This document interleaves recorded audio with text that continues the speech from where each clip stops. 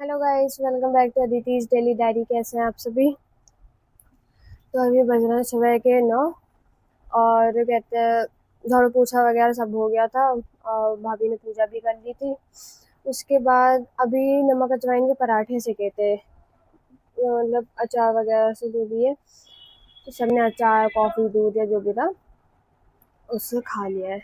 तो बस मेरे लिए भी आ चुकी है। मैं ले आई थी अपने लिए नमक अजवाइन के पराठे, तो मैं भी वही खाऊंगी। ठीक है, बाकी दिन का देखते हैं आज कैसा क्या रहता है। बाकी आज मेरा कुछ नई रेसिपी का प्लान ऐसा कुछ खास है नहीं, बट देखते हैं, कुछ भी हो सकता है। तो आप लोग वीडियो पे बने रहिए, तो आपको पता चलता रहेगा कि कैसे क्या आगे क्या हुआ है। ओके गाइस, तो चलिए पहले हम थोड़ा नाश्ता कर लेते हैं, उसके बाद फिर आपसे फिर मुलाकात करते हैं। तो गाइस, कैसे हैं आप? बज चुका है, मतलब बजा नहीं, बजने वाला है, 10 मिनट है, 5 बजने में। और सुबह से अब मैं सीधे शाम को ही रिकॉर्ड कर रही हूँ। सुबह आप लोग से मिलने का शाम को ही मिल रही हूँ।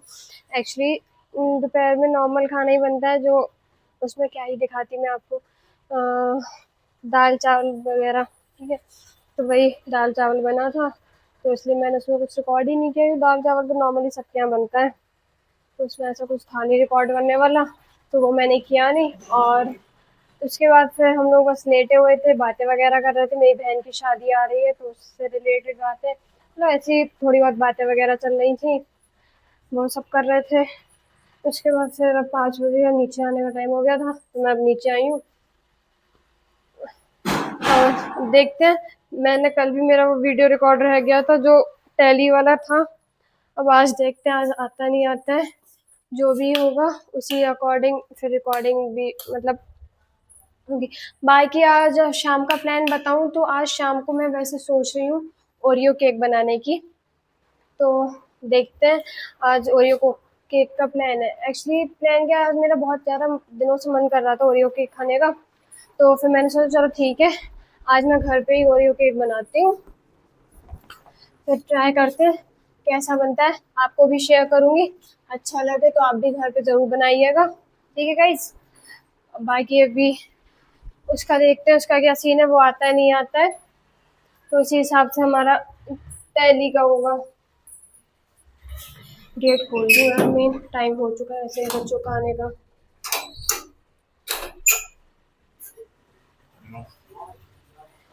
तो फिर कहते हैं देखते हैं शाम को कैसा क्या सीन रहता है। ठीक है guys? नहीं, जनरल एंट्री डाल दिया, सीरियल नंबर, पर्टिकुलर, डीआर और सीआर। ठीक है, चलो पहला क्वेश्चन है, Rajesh and company started his business, यानी राजेश और उसकी कंपनी ने बिजनेस स्टार्ट किया, तो क्या क्वेश्चन बने, मतलब कैश डीआर टू कैपिटल। अब ये वाला भी नहीं चल रहा है pen. Cash DR to capital, ठीक है। अमाउंट जो है तुम्हारा वो अमाउंट आ जाएगा सेम, 7,000 है।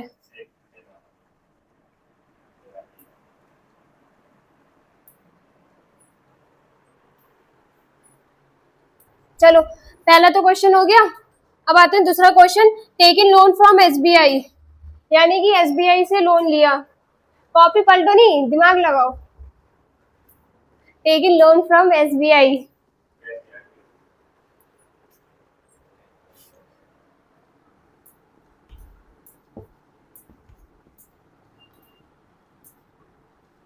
Cash DR to SBI,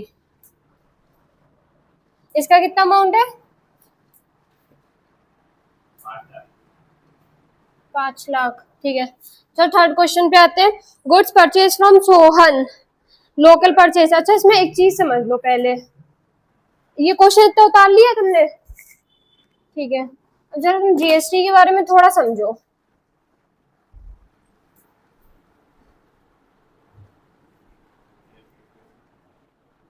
GST की फुल फॉर्म क्या है? गुड्स सर्विस एंड टैक्स, ठीक है। अब जीएसटी कितने टाइप की होती है ये बताओ, कौन कौन सी?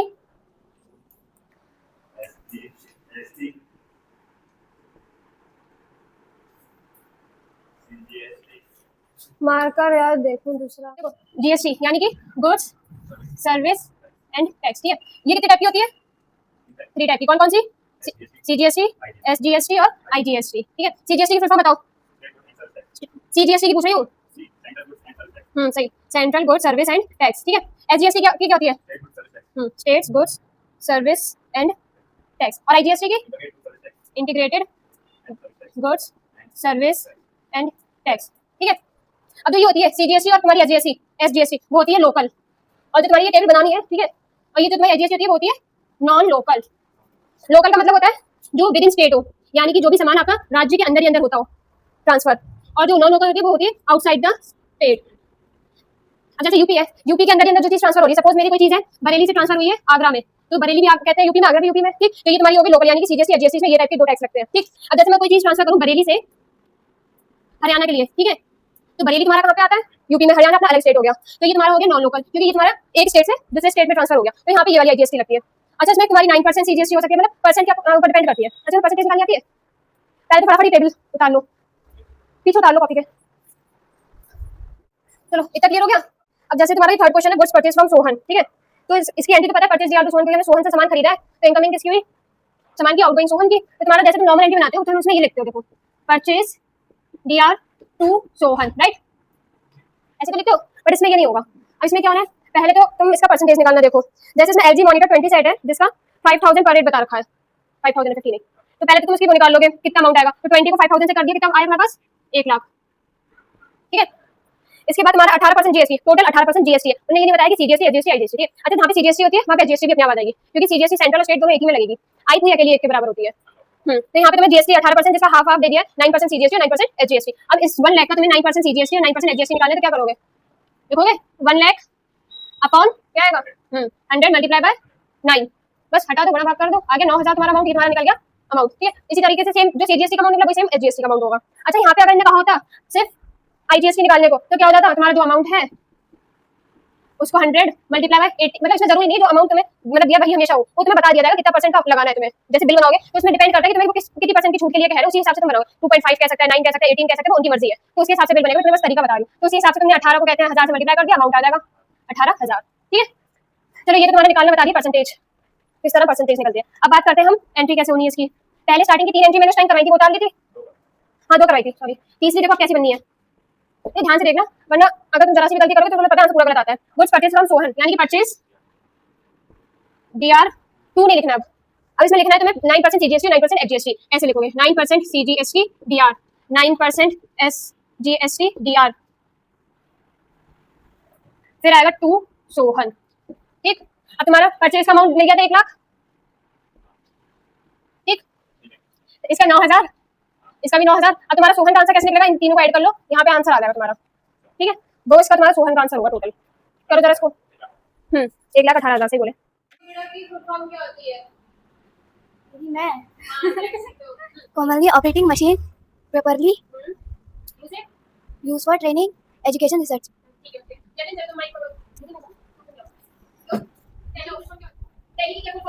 T से टोटल, ए से अकाउंटिंग, एल से लिस्ट लीडरिंग, एल से लिस्ट, वाई से जीएसटी की,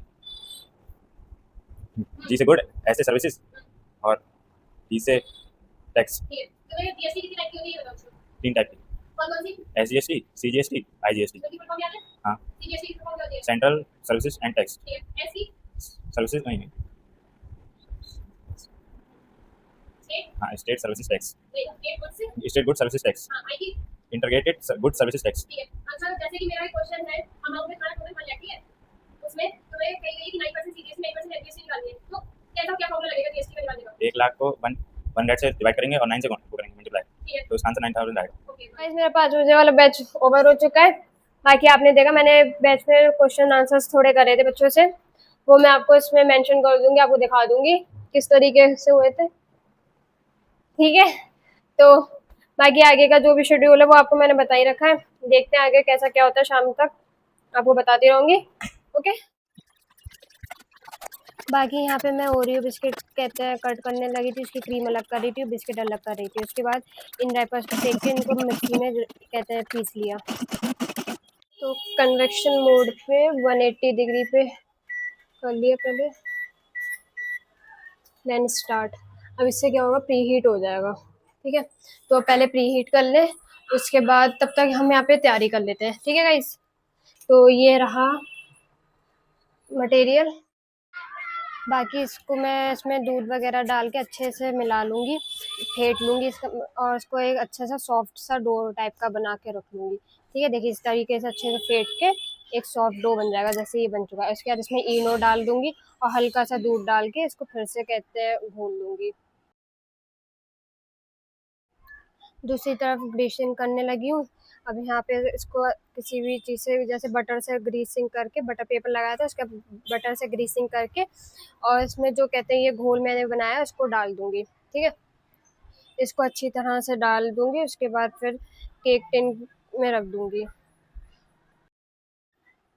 बाकी यहाँ पे मैं केक टिन को ले गई और अवन में कहते हैं, मैंने प्रीहीट तो अवन पहले ही कर लिया था, तो अब अवन में इसको रख दूँगी। ठीक है, और वापस इसको मैं कन्वेक्शन मोड पे ही करूँगी। कन्वेक्शन मोड पे करके कन्वेक्शन पे 180 डिग्री करके 10 मिनट के लिए इसको मैंने रख दिया है। ठीक है, अब यहाँ पे ये बनेगा और तब तक मैं दूसरी तरफ क्या करूँगी, अपने पहले तो पानी पीऊँगी, बहुत तेज़ वाली मेरे को लग रही थी प्यास, यहाँ पे थक गई थी बहुत ज़्यादा। तो अब मैं पहले तो यहाँ पे जो थोड़े बहुत बर्तन है उसको मैं खंगाल के रख रही हूँ, और उसके बाद फिर पानी पीऊँगी पहले तो।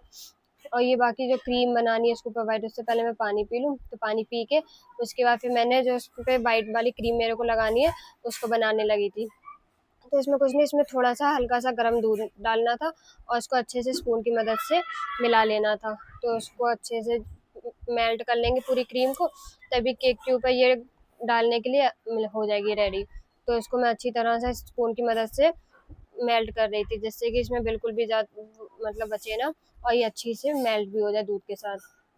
तो इसी तरह आप भी इसको अच्छे से स्पून की हेल्प से मेल्ट कर लेना। ठीक है गाइस, तो गाइस उधर केक मैंने रख दिया, वो बन रहा है। बाकी इधर मम्मी, अभी बजे 8:30, सॉरी 8:45 बज चुका है, और इधर बनाई थी मम्मी ने तहरी, तो वो खा रही हूँ। हालांकि मटर मशरूम की सब्जी और कहते हैं रोटी भी सीखी है, बट मेरे को तहरी खानी थी, तो इसलिए तहरी कहते हैं खाऊंगी। बाकी केक मैंने इसलिए बनाया क्योंकि यार मेरे बहुत दिनों से मन था केक खाने का, ओरियो केक जो होता है, बहुत दिनों से मन कर रहा था खाने का, तो आज सोचा कि चलो आज बना ही लेती हूँ ओरियो केक। तो आप भी को मैंने पूरी रेसिपी इसमें डाली है, आप भी देखिएगा। बाकी सॉरी कैमरा हिल गया। बाकी आपको अच्छी लगे तो आप भी बना के ज़रूर देखिएगा, बहुत मस्त लगती है, बहुत ही ईजी होती है, ज़्यादा टाइम नहीं लगता। मेरा माइक्रोवेव है तो मैंने माइक्रोवेव पे जल्दी जल्दी बना लिया था, वरना लोग कहते हैं इसको कढ़ाई में चाहे तो कढ़ाई में भी बना सकते हैं, नमक डाल के उसके ऊपर रख के कढ़ाई में भी बना सकते हैं, उसमें कोई इशू नहीं है, वो आपकी मर्जी है। ठीक है गाइस, तो अभी ये बन जाए उसके बाद फिर मैं आपको दिखाती हूँ कैसा बना है। थोड़ा टाइम लग रहा है बट कोई ना, जल्दी जल्दी जैसे बन जाएगा वैसे मैं आपको दिखाती हूँ कि किस तरीके का बना है। ठीक है गाइस, बने रहिएगा इसी तरह वीडियो पे। बाकी यहाँ पे अब मैं इसको डेकोरेट करने लगी हूँ। ठीक है, और मेरे पास वो क्रीम बची नहीं पाई, तो फिर मैंने क्या किया, फिर सीरम से ही काम चला लिया। थोड़ा अलग शेड आ गया बट चलो कोई ना, फर्स्ट ट्राई था, आगे से थोड़ा सा ध्यान रखूँगी। थोड़ी सी चॉकलेट बचा लेती तो काम बन जाता, बट चलिए कोई ना, अब तो ये बन ही गया जैसा बना, आगे से और ज़्यादा अच्छे से ध्यान रखेंगे तो अच्छे से बन जाएगा। ठीक है गाइस, आप भी एक बार ज़रूर ट्राई कीजिएगा घर पे इसको। ओके, कैसा लगा आपको ये मेरे को बताइएगा। ये फ़र्स्ट ट्राई है इसलिए थोड़ा ज़्यादा एक्सपीरियंस नहीं था, बट कोई बात नहीं, आगे से बहुत ज़्यादा ध्यान रखूँगी। बाकी टेस्ट हम लोग ने कर लिया है, टेस्ट बहुत ही मस्त था। आप भी एक बार इसको घर पे ज़रूर ट्राई कीजिएगा। Okay guys,